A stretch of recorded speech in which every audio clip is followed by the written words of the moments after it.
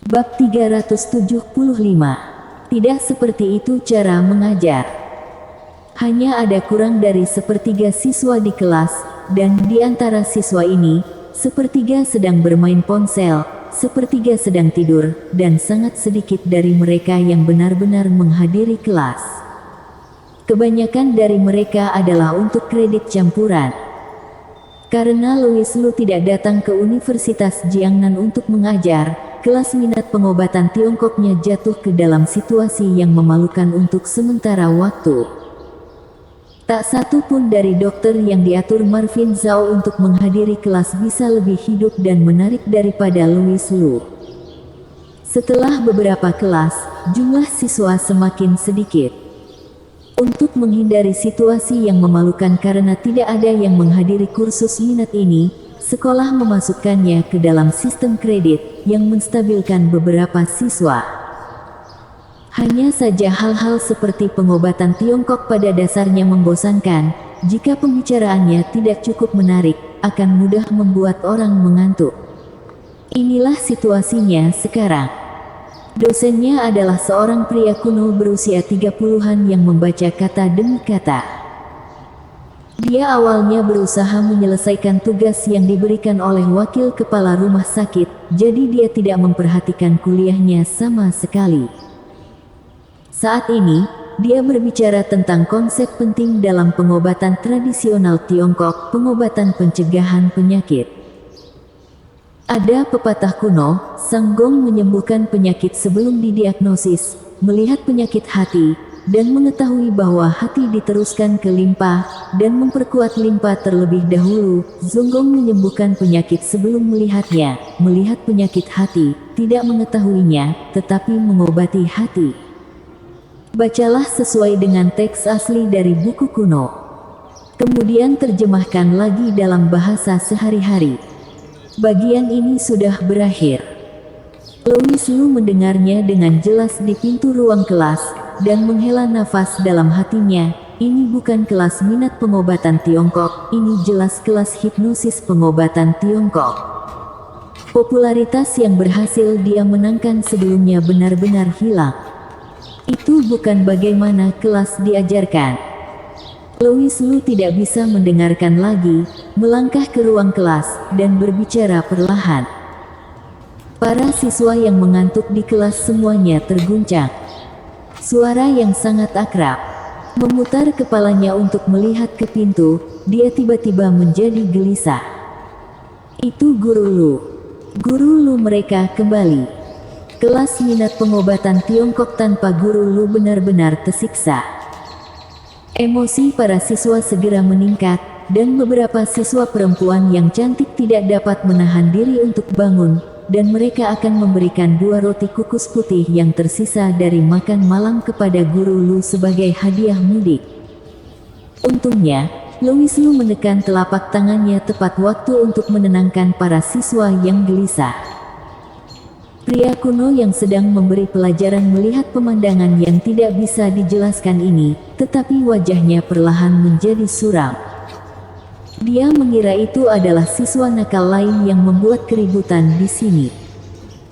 Lelaki kuno itu mendengus dingin dan berkata, "Aku tidak bisa mengajar, kamu bisa mengajar." Siapapun yang pernah mengalami masa-masa sekolah mungkin akan merasa sangat familiar dengan kalimat ini. Setiap kali guru memberikan ceramah di podium dan seseorang di bawah mengganggu disiplin kelas, guru akan berhenti dan berkata kepada siswa, "Ayolah, karena kamu sudah pandai berbicara, ayolah ke podium." Ini adalah tanda bahwa guru akan kehilangan kesabaran. Ini adalah lelaki kuno saat ini, dia tidak peduli jika siswa tidak mendengarkan kelas. Apakah mereka tidur atau bermain dengan ponsel mereka, tetapi mereka tidak dapat mengganggu disiplin kelas. Ini tidak menghormati guru. Jika Louis Lu tahu apa yang dia pikirkan, dia pasti akan mencibir.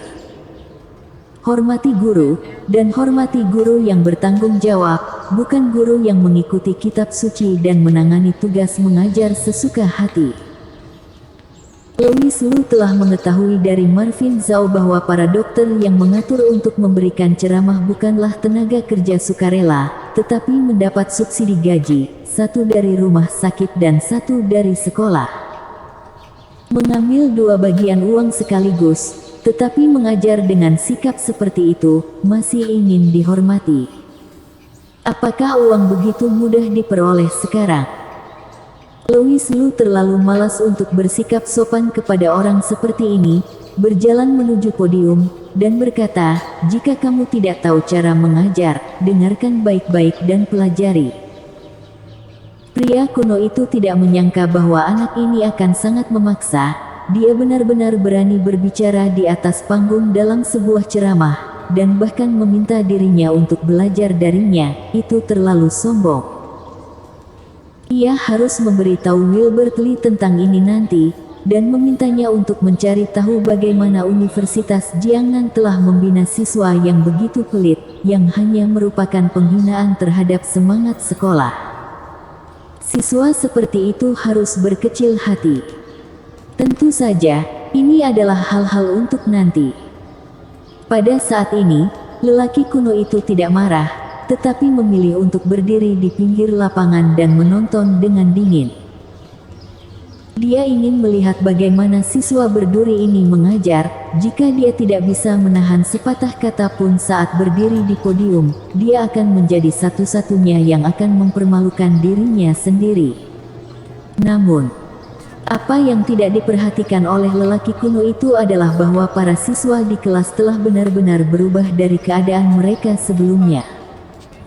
Semua orang menatap tajam ke podium dan Louis Liu. Juga merupakan hal yang sangat menyenangkan untuk menatap seorang guru tampan yang sedang memberikan ceramah.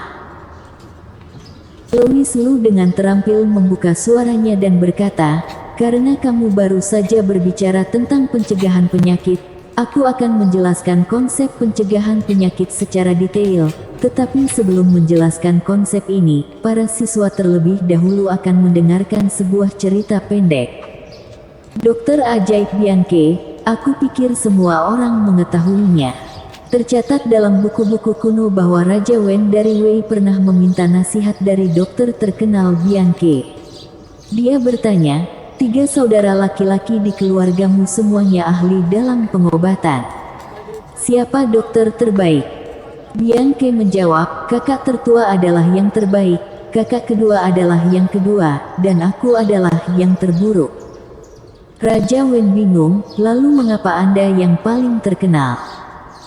Bianke menjawab, "Kakak tertua sering mengobati penyakit sebelum timbulnya penyakit pada saat itu. Pasien sembuh sebelum dia menyadari penyakitnya, sehingga pasien tidak tahu bahwa kakak laki-lakiku brilian. Kakak kedua mengobati penyakit, seringkali pada awal penyakit, ketika pasien merasa sedikit tidak enak badan, kakak kedua dapat menyembuhkan penyakit dengan obat, sehingga penduduk desa berpikir bahwa kakak kedua hanya efektif untuk mengobati penyakit anak kecil. Ketika ia mengobati suatu penyakit, seringkali ketika penyakitnya serius, pasien sangat kesakitan, dan anggota keluarga sangat cemas. Setelah penyakitnya sembuh, mereka secara alami akan lebih memujinya, jadi dirinya terkenal di mana-mana." Kisah ini menceritakan konsep penyembuhan preventif. Kakak laki-laki tertua dan kedua Bianke sama-sama ahli dalam mengobati dan mencegah penyakit. Biasanya ketika melihat gejala kecil dari seorang pasien, mereka dapat memprediksi perkembangan penyakit selanjutnya. Menyembuhkan penyakit kecil ini sebelumnya dapat menghindari penyakit yang lebih besar yang disebabkan oleh penyakit kecil ini pada waktunya, yang dalam pengobatan barat kita sebut pencegahan. Kata Sanggong dalam teks aslinya mengacu pada arti Dr. Gao Ming. Jenis ini melihat penyakit hati dan dapat langsung memprediksi bahwa langkah selanjutnya akan ditularkan ke limpa, sehingga mereka akan memperkuat limpa terlebih dahulu. Namun, dokter biasa, melihat penyakit hati, hanya akan mengobati penyakit hati, dan tidak mengetahui cara mencegah penyakit limpa terlebih dahulu. Inilah yang disebut penyembuhan pencegahan. Bersambung.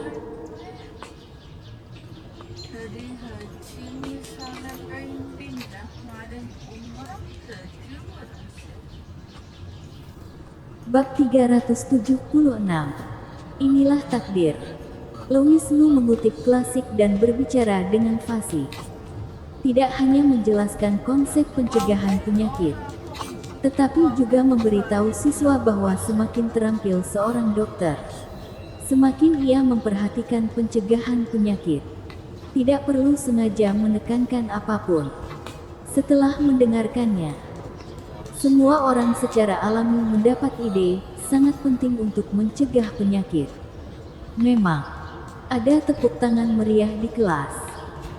Seperti tamparan tak terlihat yang ditampar dengan gila-gilaan di wajah pria kaku itu. Apa itu mengajar? Ini disebut mengajar.